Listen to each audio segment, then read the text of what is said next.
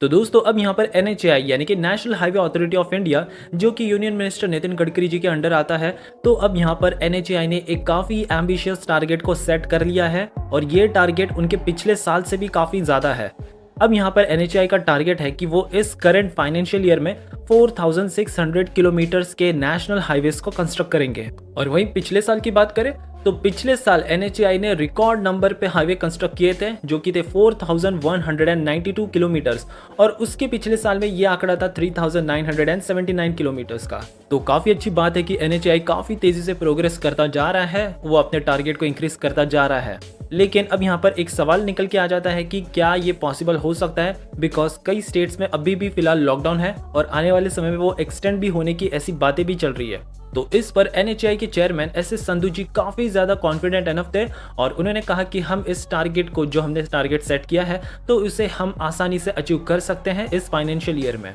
अब भले ही यहाँ पर हमें कुछ साइट्स में थोड़ा दिक्कत का सामना करना पड़ सकता है बिकॉज ऑफ लेबर शॉर्टेज, लेकिन पिछले साल के कंपैरिजन में हम इस करंट फाइनेंशियल ईयर में रिकॉर्ड नंबर पे नेशनल हाईवे कंस्ट्रक्ट करने वाले हैं। इसके आगे अब यहाँ पर एक और काफ़ी इंपॉर्टेंट बात आती है फंडिंग की, क्योंकि अगर यहाँ पर फंडिंग ठीक ढंग से नहीं हुई या फिर कुछ प्रॉब्लम आ गया बीच में प्रोजेक्ट के, तो प्रोजेक्ट यहाँ पर अटक जाएगा, ये तय डेडलाइन से बिल्कुल भी कंप्लीट नहीं हो पाएगा। तो इस पर NHAI का कहना है कि हमारे यहाँ पर फंडिंग की कोई प्रॉब्लम नहीं आ रही है, क्योंकि हम EPC प्रोजेक्ट्स और HAM प्रोजेक्ट्स, EPC यानी कि इंजीनियरिंग प्रोक्योरमेंट और कंस्ट्रक्शन मोड, और HAM means hybrid annuity mode, तो इन सभी मोड्स के चलते हम यहाँ पर रिकॉर्ड नंबर पे नेशनल हाईवे कंस्ट्रक्ट करेंगे और फंडिंग की भी प्रॉब्लम नहीं आएगी। आगे अथॉरिटी ने यह भी कहा कि उनके पास रॉबस्ट स्ट्रीम्स ऑफ फंडिंग मौजूद है, जिसमें बजटरी आउटलेट्स, बोरोइंग्स, फिर जो फंड्स टोल ऑपरेट ट्रांसफर यानी कि TOT मोड से मिलते हैं, तो वो भी इनके पास है। ओवरऑल जिस तरह से ये लोग बता रहे, तो डेफिनेटली यहाँ पर फंडिंग की प्रॉब्लम नहीं होनी चाहिए। वैसे अब फंडिंग की बात चली रही है तो लेट मी टेल यू,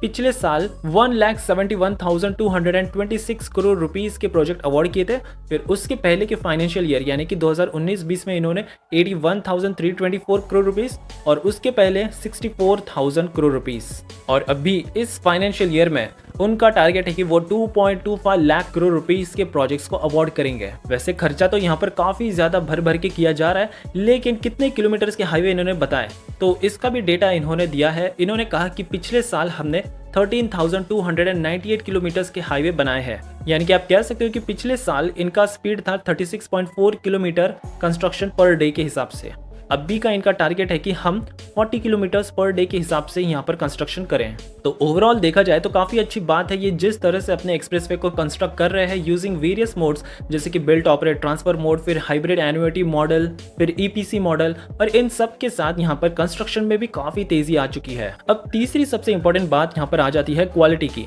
अब आप सभी को पता ही है कि इंडिया में क्वालिटी को ज़्यादा प्रेफरेंस नहीं दी जाती, लेकिन जब से नितिन गडकरी जी ने थोड़ी सख्ती दिखाई है, तब से यहाँ पर कॉन्ट्रैक्टर्स पर भी पेनल्टी लगनी शुरू हो चुकी है। यहाँ पर नितिन गडकरी जी ने सभी कॉन्ट्रैक्टर्स को एक लास्ट वार्निंग भी दी थी, अगर जिस तरह से कॉन्ट्रैक्ट में लिखा है, जैसे कि पेड़ इतने लगाने हैं, फिर रोड इस क्वालिटी की कंस्ट्रक्ट करनी है, तो अगर इन सभी बातों का ध्यान नहीं रखा गया और क्वालिटी पर कॉम्प्रोमाइज की गई, तो यहाँ पर कॉन्ट्रैक्टर्स को भारी जुर्माना देना पड़ेगा। और इनफैक्ट यहाँ पर 3 महीने पहले एक न्यूज़ भी आई थी जहाँ पर कहा गया था कि कॉन्ट्रैक्टर्स ने अगर घटिया रोड्स बनाए तो उन्हें 10 करोड़ रुपीस का जुर्माना देना पड़ेगा, और वर्स्ट केस सिनेरियो में इन्हें जेल भी जाना पड़ सकता है। वैसे इस पर भी ऑलरेडी मैंने एक डेडिकेटेड वीडियो बनाई थी, अगर आपको वो देखनी है तो डिस्क्रिप्शन में आपको उसकी लिंक मिल जाएगी।